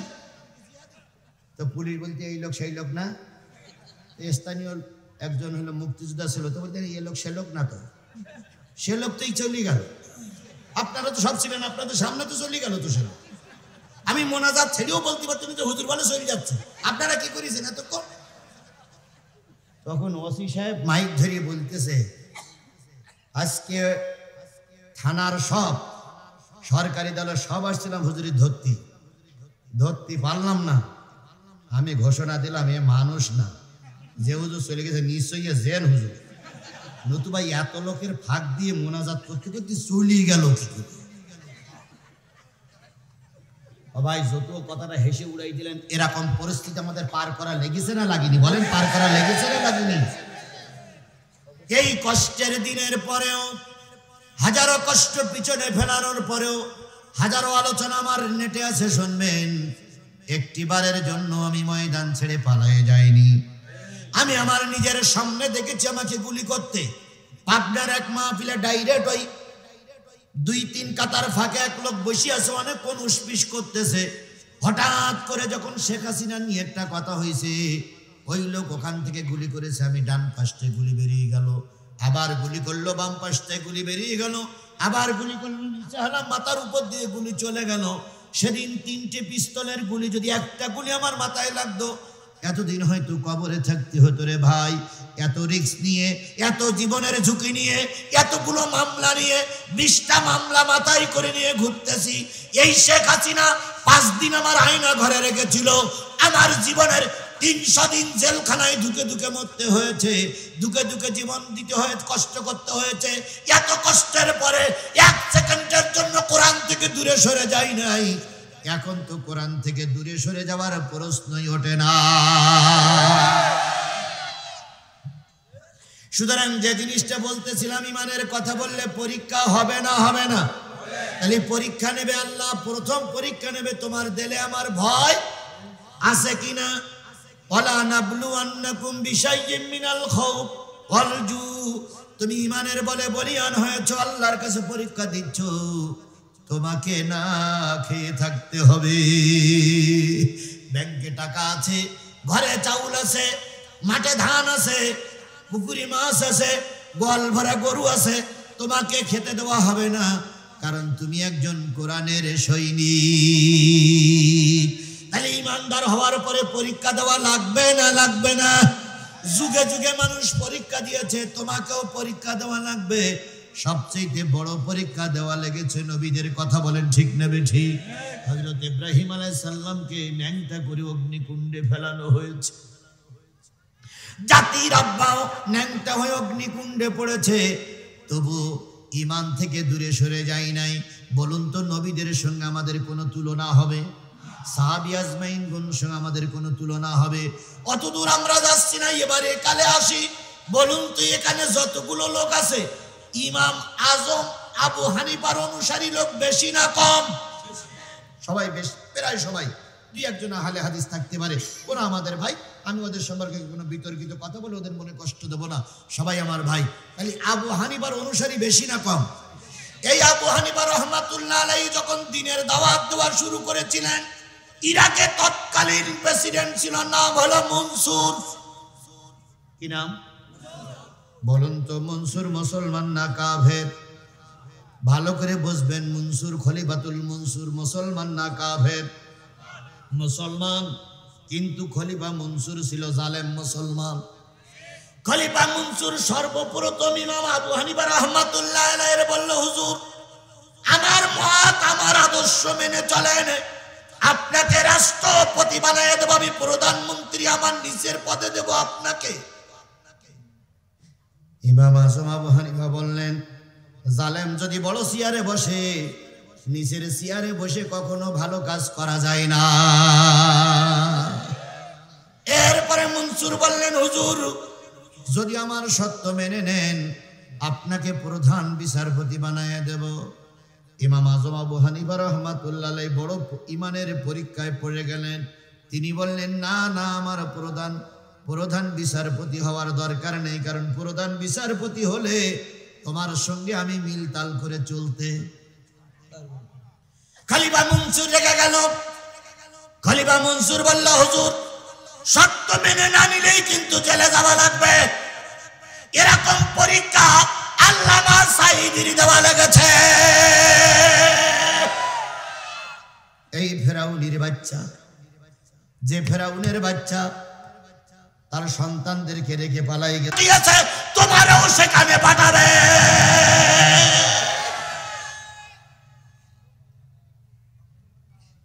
ইমাম আজম আবু হানিফা রাহমাতুল্লাহ আলাইহি বললেন, তোমার সত্য মেনে নিতে রাজি না।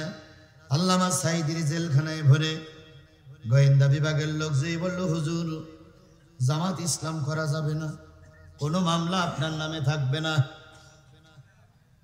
জামাত ইসলাম থেকে চলে আসেন, হেডাম নেতার মতন বেরিয়ে আসেন, সরকার আপনারে বিরাট কিছু করে দেবে।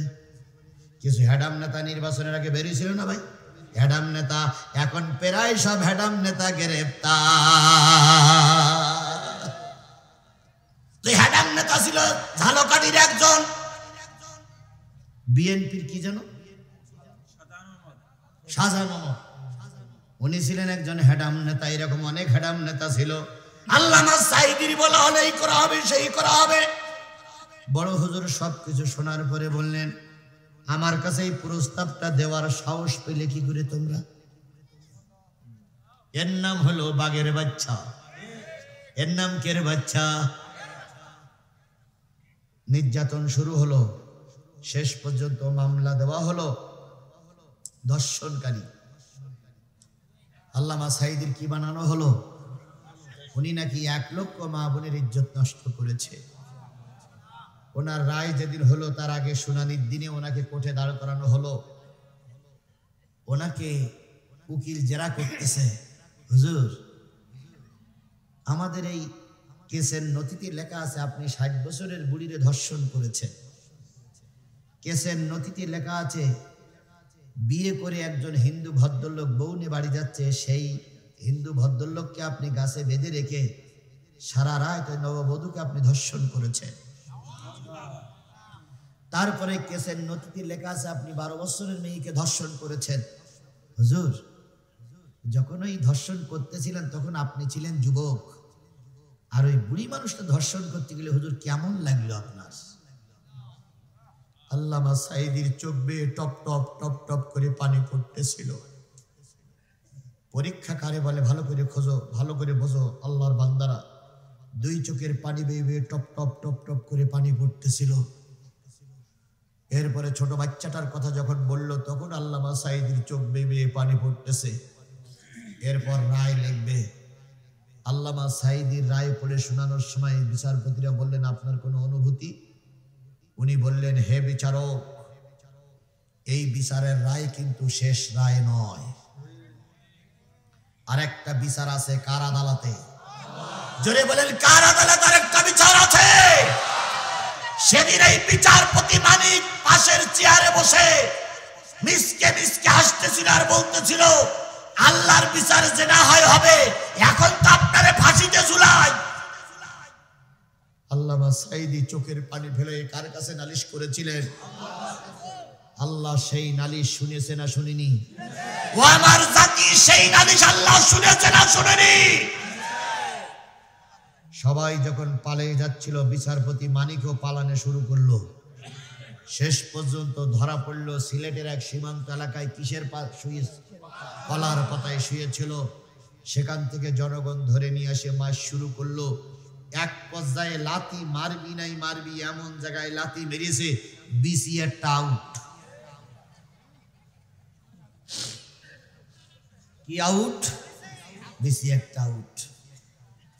তো হাসপাতালে ভর্তি করার পরে ডাক্তারে যায় চিকিৎসা করে বেডশিট দিয়ে ঢেকে রেখেছে। সাংবাদিকরা যেই বলতেছে, কি খবর? একটা বিসি নেই। কয় কি হইলো? কয় জনগণ এমন মাইর দিয়েছে, আউট হয়ে গেছে। তখন সাংবাদিকরা বলতেছে, ডাইন পাশেরটা না বাম পাশেরটা? তখন বিচারপতি কালামানিক রেগে মেগে বলতেছে, আমার সব জ্বালাই পথ পাচ্ছিনে তো ডাইন কি বাম তাই তো দেখা লেগেছে না। জাতি যাদের হাতের কলমে এক খোসায় বড় বড় আলেমদের জেল হয়েছে, একটা খোসায় বড় বড় আলেমরা ফাঁসিতে ঝুলেছে, জাতি তাদের পিছে আউট করে দিয়েছে। এর থেকে যদি শিক্ষা না নাও, ওদের যে অবস্থা হয়েছে তোমাদেরও সেই অবস্থা হবে। আবু হানিফা রাহমাতুল্লাহ আলাইহি জালেম মনসুরির কথা মেনে নিলেন না। আবু হানিফা রাহমাতুল্লাহ আলাইহি যখন মেনে নিলেন না, মনসুর তখন বললেন, হুজুরকে গ্রেফতার করো। হুজুরকে জেলখানার ভিতরে ঢুকানো হলো। জেলখানার ভিতরে গোয়েন্দা বিভাগের লোক যে বলতেছে, হুজুর রাষ্ট্রপতির আইনটা মেনে নেন। বাঘের বাচ্চার মতন ইমাম আজম আবু হানিফা রাহমাতুল্লাহ আলাইহি বললেন, শরীরে এক ফোঁটা রক্ত থাকা অবস্থায় জালেমের কাছে মাথা নত করব না।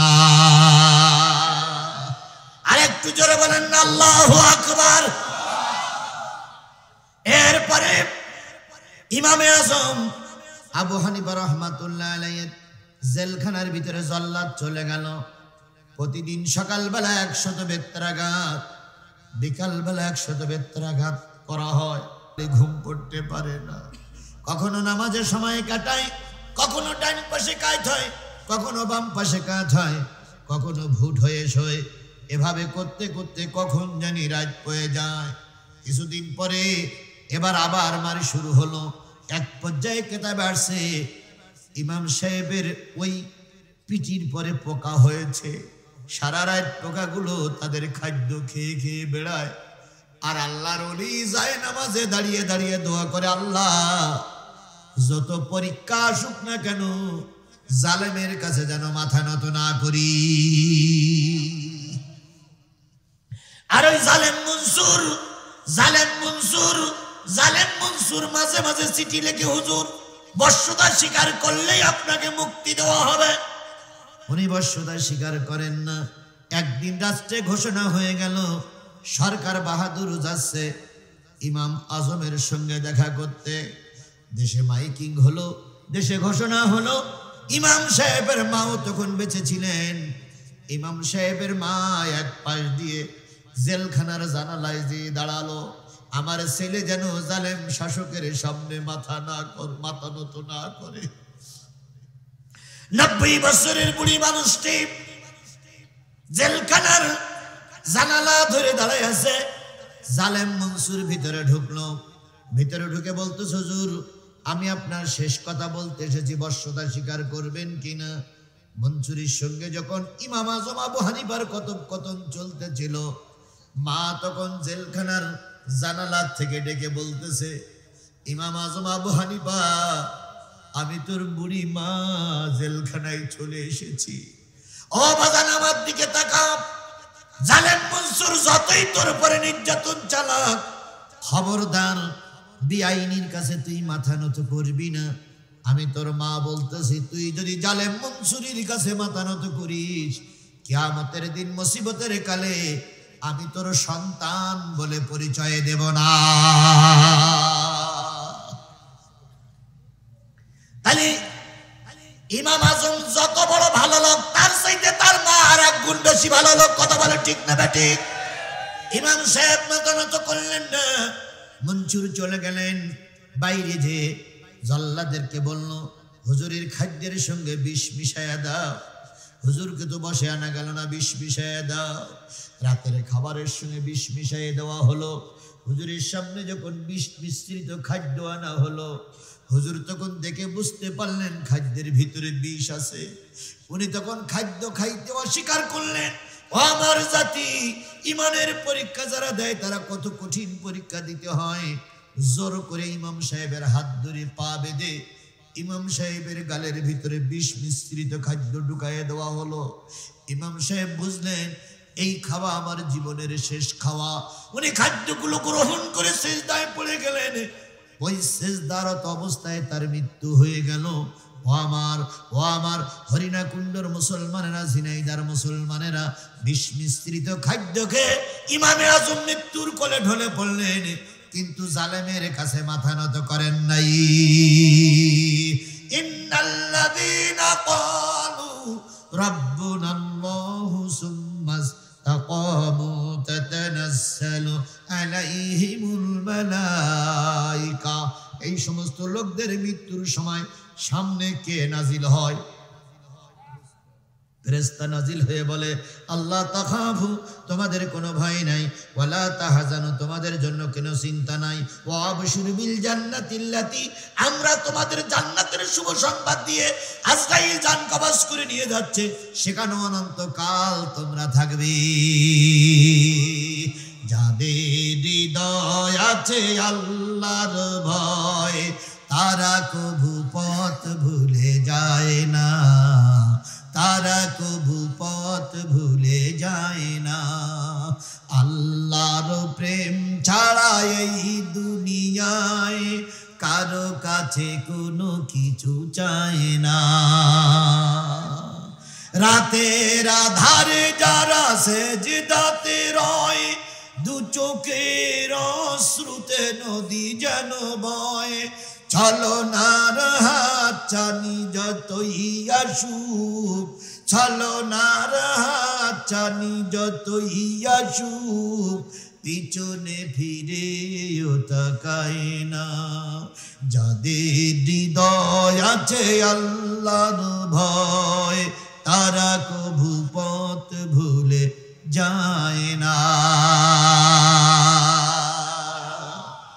ওয়ানাকসিম মিনাল আমওয়ালি ওয়াল আনফুসি ওয়াস সামারাত, ফল ফসলের ক্ষতি হবে, জানের ক্ষতি হবে, রাজপথে জীবন দিতে হবে যদি তুমি ইমানদার বলে দাবি করো। কথা বলেন ঠিক না বেঠিক? ইমানের পথ বড় কঠিন পথ, তবে যারা ইমানদার তারা ফাঁসির কাছে ঝোলে, তবু জালেমের কাছে মাথা নত করে না। ইসলামী আন্দোলনের সর্বপ্রথম যে নেতার ফাঁসি হয়েছিলেন তিনি হচ্ছেন আব্দুল কাদের মোল্লা ভাই। লোকটা একটু সাইজে কি ছিল, খাটো মানুষ ছিল। ফাঁসি যায় হয়ে গেছে 2 ঘন্টা, আর মাত্র ফাঁসির বাকি আছে কি 3 ঘন্টা বাকি আছে। জল্লাদ যে শোনালো, হুজুর আপনার ফাঁসি। উনি মিসকে হাসি দিয়ে বললেন, কতটুকু সময় আছে? জল্লাদ বললেন 2 ঘন্টা, 2.5 ঘন্টা সময় আছে। উনি চলে গেলেন গোসলখানায়, অনেকক্ষণ ধরে পেশাব পায়খানা সারলেন, উজু করলেন, নামাজে দাঁড়িয়ে গেলেন। নামাজ পড়তে পড়তে ঘন্টাখান সময় পার হয়ে গেছে। উনি জানতেন এটাই আমার জীবনের কি নামাজ, শেষ নামাজ। এবার ঘন্টাখান আগে জল্লাদ বলতেছে, স্যার আর 1 ঘন্টা বাকি আছে। উনি এবার কোরআন তেলাওয়াতের জন্য বসলেন। 15 মিনিট আগে যেয়ে বলতেছে, স্যার আর 15 মিনিট বাকি আছে। উনি আবার উজু করলেন, উজু করে সাদা পায়জামা সাদা পাঞ্জাবি পরে জেলখানার যে রুমি তিনি ছিলেন গেটের সামনে এসে দাঁড়ায় আছে। জল্লাদ বলতেছে, স্যার এত তাড়াতাড়ি আপনি সেজে গুজে আসলেন? আব্দুল কাদের মোল্লা ভাই বলতেছে, ভাই রে, যত তাড়াতাড়ি পারো তোমরা ফাঁসির কাজটা সেরে দাও। আমি আমার অন্তর চক্ষু দিয়ে দেখতেছি নবী মুহাম্মদ জান্নাতের সিঁড়িতে দাঁড়ায় আছে। আমাকে ডেকে বলতেছে, কাদের রে, দীর্ঘ 23টা বছর তুই তাহাজ্জুদ পড়ে পড়ে দোয়া করেছিস, আল্লাহ যেন তোরে শহীদি মৃত্যু দেয়। আল্লাহ শহীদি মৃত্যু কবুল করেছে, তুমি তাড়াতাড়ি এসো, তোমার জন্য জান্নাতের ভিতরে নতুন একটা ঘর সাজানো হয়েছে। ফেরেশতারা ঘরটা পরিষ্কার করে চারিপাশে ঘুরতেছে, তোমার নামে গান গাচ্ছে। তাড়াতাড়ি তোমরা ফাঁসির কাজ শেষ করে দাও, আমি আমার নবীর সঙ্গে দেখা করতে চাই। ও আমার জাতি, এর নাম হলো ঈমানদার। ফাঁসির কাজটা নিয়ে যাওয়া হচ্ছে। আব্দুল কাদের মোল্লা ভাই সবার আগে, জল্লাদ ছিল ওই দিন 5 জন, সবাই পিছনে ছুটতেছে তো ছুটতেছে। 2 জন যেই পাশে যেয়ে বলতেছে, স্যার এত জোরে দান কেন? আব্দুল কাদের মোল্লা ভাই বলতেছে, তোমাদের নাকে কি একটা নতুন গন্ধ পাচ্ছ? একজন জল্লাদ বলল, হ্যাঁ নতুন একটা সুগন্ধ পাচ্ছি। ওটা অন্য কোনো সুগন্ধ নয়, আমি দেখতেছি ফেরেশতারা সব এই ফাঁসির কাষ্ঠের চারিপাশে দাঁড়ায় আছে, ওদের কারণে নতুন একটা গন্ধ এখানে অনুভূত হচ্ছে। ও আমার জাতি, যারা ঈমানদার হয় তারা হাসতে হাসতে ফাঁসির কাষ্ঠে ঝোলে কথা বলেন, ঠিক না বেঠিক? আর বেঈমান যারা হয় ফাঁসির কাষ্ঠে যাওয়ার আগে তালবাহানা করে। ইসলামী আন্দোলনের নেতা কর্মীরা ফাঁসির কাষ্ঠে হাসতে হাসতে যায়, পিছনের দিকে তাকানোর সময় থাকে না। ভারত আমাদের বন্ধু না শত্রু? এই মুসলমান কথা বলেন, ভারত আমাদের বন্ধু না শত্রু? স্পষ্ট করে বলি, ভারত আমাদের বন্ধু নয়, চিরশত্রু মুসলমানদের ভারত। ইসকনের এক নেতা গত পরশুদিন আটকা পড়েছে, শুনেছেন আপনারা? নাম কি বলেন তো? চিন্ময় কৃষ্ণ দাস, বড় লিডার।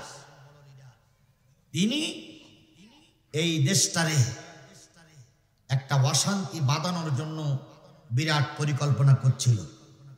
তিনি চট্টগ্রামে একটা সমাবেশ করেছে, সেই সমাবেশে জাতীয় পতাকাকে অবমাননা করে জাতীয় পতাকার উপরে ওদের দলীয় পতাকা টানাইছে। সেই জন্য তাকে চট্টগ্রামে মামলা দেওয়া হয়েছে, সেই মামলায় তাকে আটকানো হয়েছে। আটকানোর পরে এই গেরুয়া হিন্দু বাহিনী গতকালকে চট্টগ্রামে মিছিল মিটিং করতে যেয়ে এক পর্যায়ে আমাদের একজন সাইফুল ইসলাম আলিফ নামক উকিলকে তারে পিটাইয়ে মেরে ফেলেছে। অ্যাডভোকেটকে পিটাইয়ে মেরে ফেলেছে, সংবাদ মনে হয় শুনেছেন আপনারা। আজকে উকিলিরা বারে কোনো কাজ করতে দেয়নি, কাজ করতে দিয়েছেন কি না দিয়েছেন ওটা আমাদের বড় জানার বিষয় নয়। জাতির এখন একটাই দাবি, অনতি বিলম্বে ইসকনকে বাংলাদেশে নিষিদ্ধ করা লাগবে। কারণ এরা সন্ত্রাসী, এরা জঙ্গি। ছাত্রলীগ যেমন বাংলাদেশের একটা জঙ্গি সংগঠন, ইসকনও বাংলাদেশের একটা জঙ্গি সংগঠন। কথা বলে ঠিক না বেঠিক?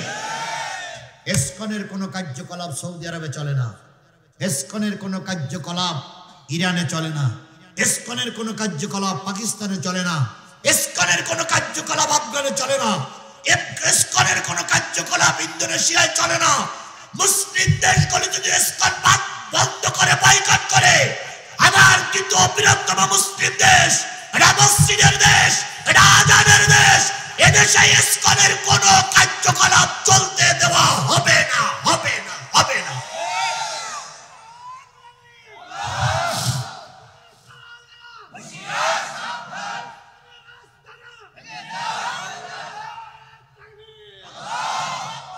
এই এলাকায় কিছু হিন্দু ভাই আছে না? যদি আমাদের মাহফিল আপনারা শোনেন, আমরা আপনাদের শত্রু নই, আপনারাও আমাদের শত্রু না। কথা বলেন ঠিক না বেঠিক? বলুন তো, চিন্ময় কুমার দাসকে ধরা হলো কি এই জাতি হিন্দু আর মুসলিম তাই? একটা লোক অন্যায় করেছে, বিচারের আওতায় তাকে আনা হবেই। যদি বিচার করা না হয় তাহলে এদেশ তো ধ্বংস হয়ে যাবে। বিচারের আওতায় তাকে নিয়ে আসলো, বিচার করার পরে সে নির্দোষী ছাড়া পাবে, দোষী হলে শাস্তি পাবে। তোমরা লাফালাফি করতেছো কেন? আর ভারতকে বলি, এই ইসকনের এই চিন্ময় কুমার দাসের পক্ষে তোমরা ঢাল পিটাচ্ছ, উস্কানি দিচ্ছ, উস্কানি দিয়ে দেশে আরো অশান্তি বাঁধাচ্ছে। কথা বলেন ঠিক না বেঠিক? এগুলো ভারতের কারসাজি না, এগুলো পলানো সেই বাংলাদেশের চিরশত্রু শেখ হাসিনার কারসাজি। শেখ হাসিনা ওখানে যে কলকাঠি নাড়াদের চারে দেশে অশান্তি বাঁধতেছে। সুতরাং শেখ হাসিনার কথা শুনে যদি এদেশে কেউ অশান্তি বাঁধাতে চাও, ক্ষমা অনেক দেখিয়েছি, নতুন করে আর ক্ষমা দেখানো হবে না। যারাই অশান্তি বাঁধাতে যাবা ঠ্যাং গুঁড়ো করে পুলিশের হাতে তুলে দেওয়া হবে। আইন আমরা কেউ হাতে তুলে নেব না, কথা একমত? আইন আমরা কেউ হাতে তুলে কোন হিন্দু ভাইয়ের উপরে অন্যায়ভাবে অত্যাচার করা হবে না। যারা প্রকৃত দোষী তাদের বিচার সেই মুসলমান হোক আর হিন্দু হোক, আমার দেশে হোক। কথা বলেন ঠিক না বেঠিক? আপনারা কি আমার সঙ্গে একমত? নিশ্চয়ই একমত হবে, কারণ এটা আমার স্বাধীন সার্বভৌম বাংলাদেশ। হিন্দু, মুসলিম, বৌদ্ধ, খ্রিস্টান, জৈন, পাদ্রী সবাই মিলে আমাদের দেশটারে আমরা গড়তে চাই। এখানে আমাদের ভিতরে কারোর কোনো শত্রুতা থাকার কথা।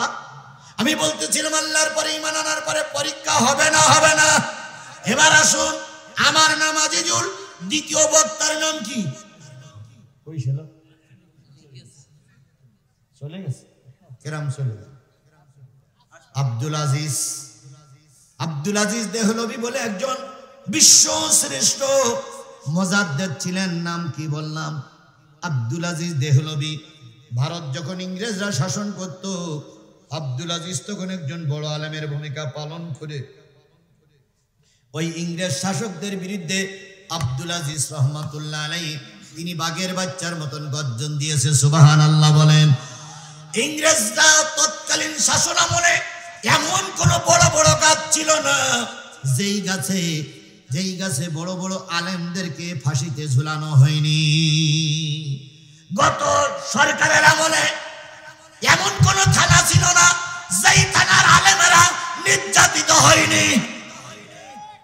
মামুনুল হককে ধরে নিয়ে আসলো, 3 দিন পরে মামুনুল হককে এত রিমান্ডে নিয়ে পিটালো যে মামুনুল হককে আসতে হলো হুইল চেয়ারে। আর চিন্ময় কুমার দাস কালকে দেখলাম পুলিশি ডাব খাওয়াচ্ছে। সে একজন সন্ত্রাসী জঙ্গি। কথা বলে ঠিক না বেটি? একটা আলেমকে মেরে তোমরা ঠ্যাং গুঁড়ো করতে পারো, আর একজন মালায়নের বাচ্চা মালায়ন, দেশের শত্রু, দেশের কুলাঙ্গার, তাকে ডাব কিনে খাওয়াও। তাহলে এটাকে হিন্দুর দেশ না মুসলমানের দেশ? মুসলমানের দেশ হলে হিন্দুদের পরে অত আবদার কেন? অত আবদার কেন? আল্লাহ রাসূল 1450 বছর আগে বলে গেছে যেই ভারতের সঙ্গে মুসলমানদের যুদ্ধ হবে। বলিনি আল্লাহ রাসূল? বলিনি? তাহলে রাসূলের সব ভবিষ্যৎবাণীগুলো যদি সত্য হয়, এটাও সত্য হবে। আল্লাহর নবী বলেছেন সেই যুদ্ধে অনেক মুসলমান রক্ত দেবে, অনেক মুসলমান শহীদ হবে। আর সেই যুদ্ধে একসঙ্গে হবে পাকিস্তান, আফগানিস্তান, পূর্ব পাকিস্তান, তারপরে কাশ্মীর সহ বহু দেশ একসঙ্গে যোগ দিয়ে ভারতের সঙ্গে যুদ্ধ করবে। ওই যুদ্ধে ভারতের অনেক প্রাণ যাবে, মুসলমানদের অনেক প্রাণ যাবে। অবশেষে মুসলমানরা বিজয়ের মালা নিয়ে ঘরে ফিরবে। তাহলে রাসূলের ভবিষ্যৎবাণীর জন্য আমাদের তৈরি থাকতে হবে। কথা বলেন ঠিক না বেঠিক? জালেমের কাছে আমরা মাথা নত করতে রাজি না।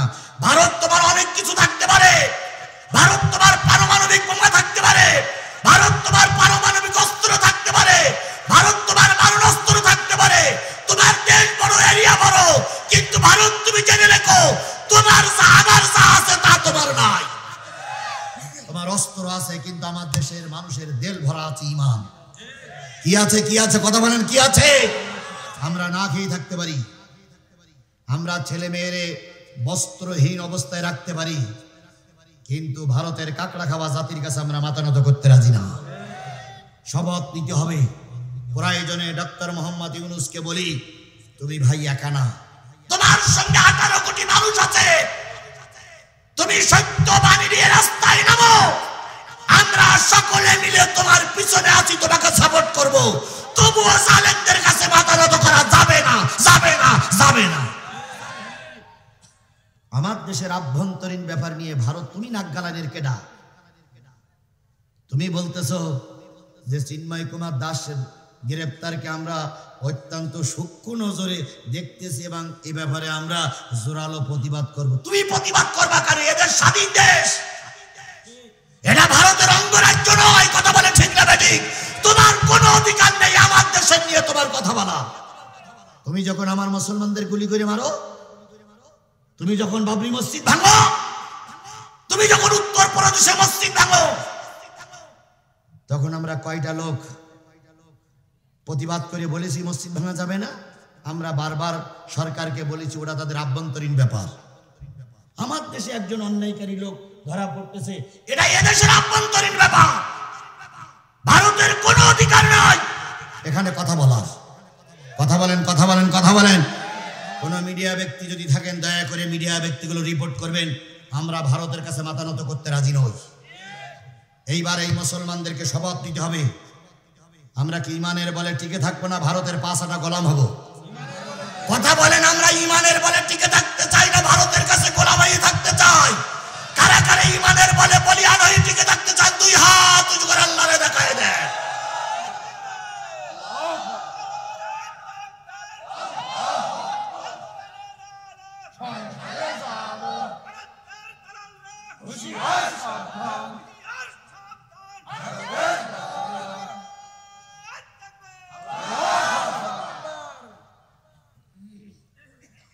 আমার ভাইরা, আব্দুল আজিজের কথা বলছিলাম, আর 10টা মিনিট কথা বলবো, আমারে ফেলাই রেখে চলে যাবেন আপনারা?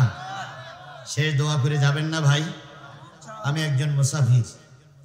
বন্ধুরে, আমার নামে 20টা মামলা। সর্বশেষ যে মামলাটা হয়েছিল 103 নম্বর মামলা, আমি আজকে সংবাদ শুনলাম সেই মামলাটা আজকে কোর্টের থেকে খারিজ হয়ে গেছে। ওই মামলার আবার পাঠ হয়েছে আরেকটা, তাহলে এক মামলার বাসা বেরিয়ে হয়েছে 2টা, বাসাও শেষ, মাও শেষ, 2টা মামলা আজকে। তাহলে আর এখনো আছে 18টা।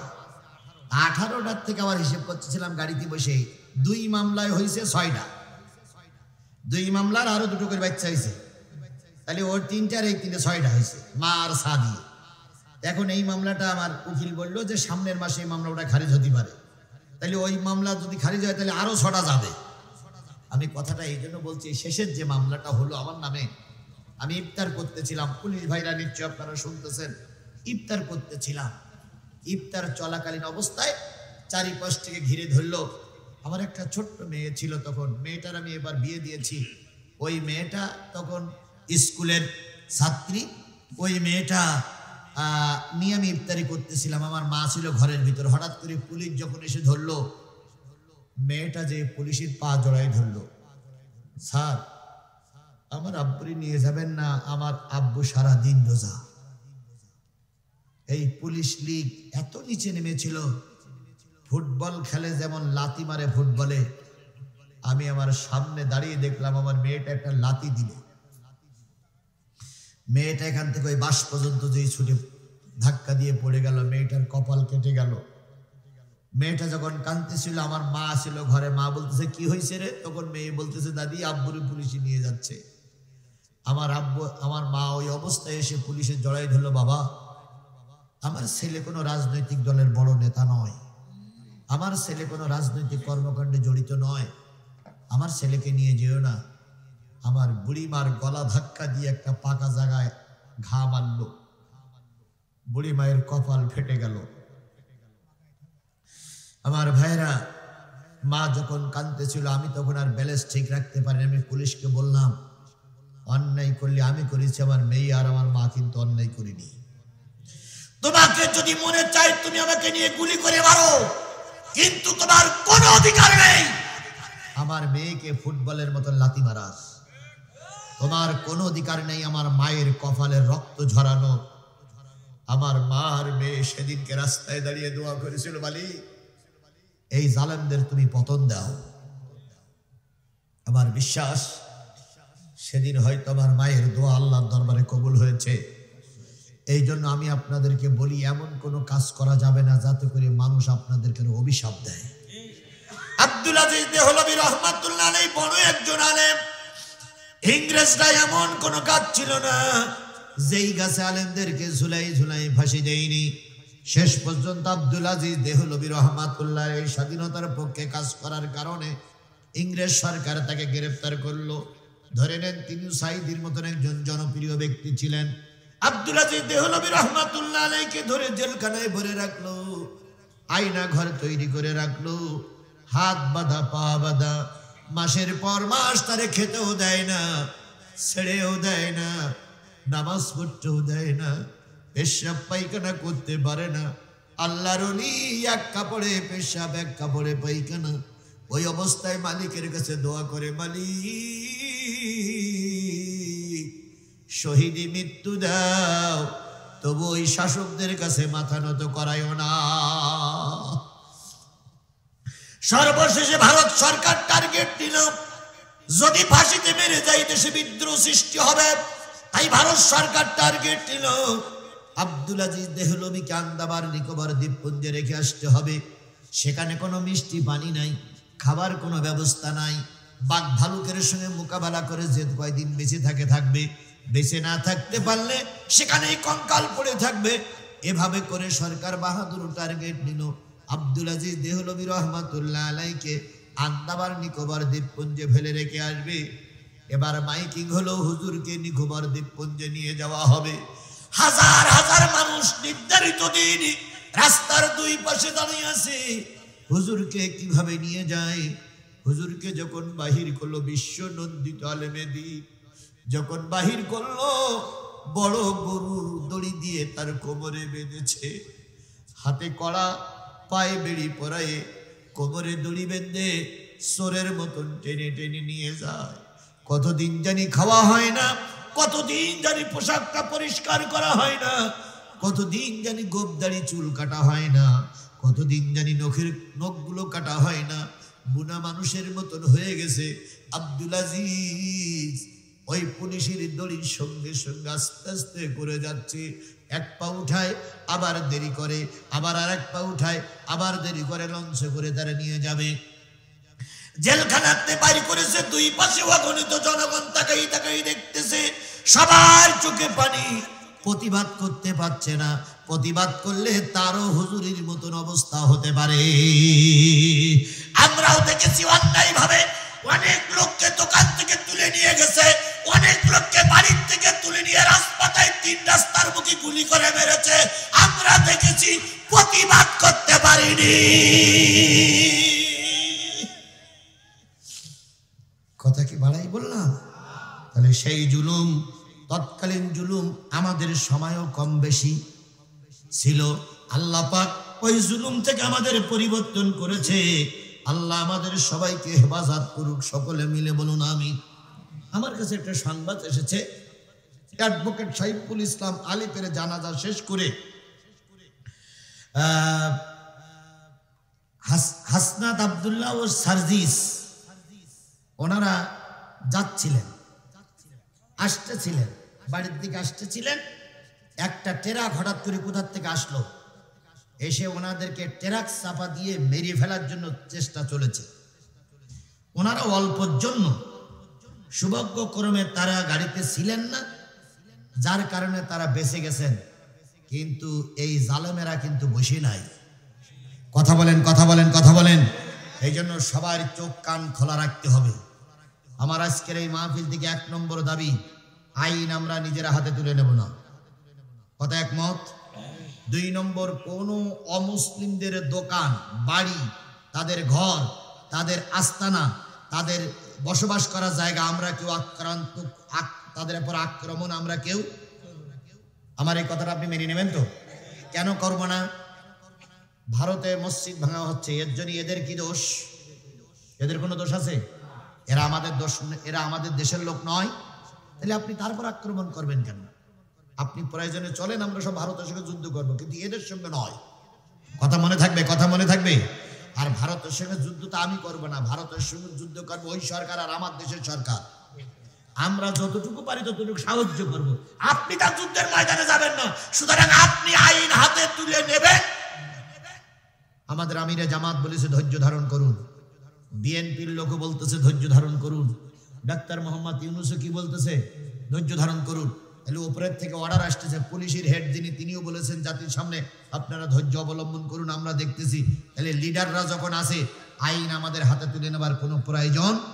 কথা মনে থাকবে তো, কথা মনে থাকবে। ভুল ভাল করি আবার কোনো মিডিয়া যেন উল্টো প্রচার করবেন না, যেটা সত্য সেটা প্রচার করবেন। আব্দুল আজিজ দেহলভী রাহমাতুল্লাহ আলাইহি ইমানের বলে বলিয়ান দড়ি দিয়ে টেনে নিয়ে যায়, হাজারো জনতা দুই পাশে, কিছুই বলতে পারে না, প্রতিবাদ করতে পারে না।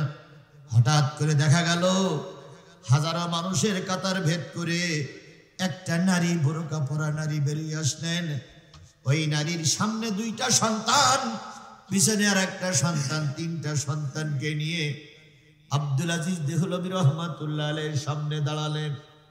এতক্ষণ আব্দুল আজিজ চলতেছিলেন, হঠাৎ করে মহিলাটার দিকে তাকায়ে একটু ছোট্ট করে বললেন, আমার জীবন সঙ্গিনী কেমন আছো?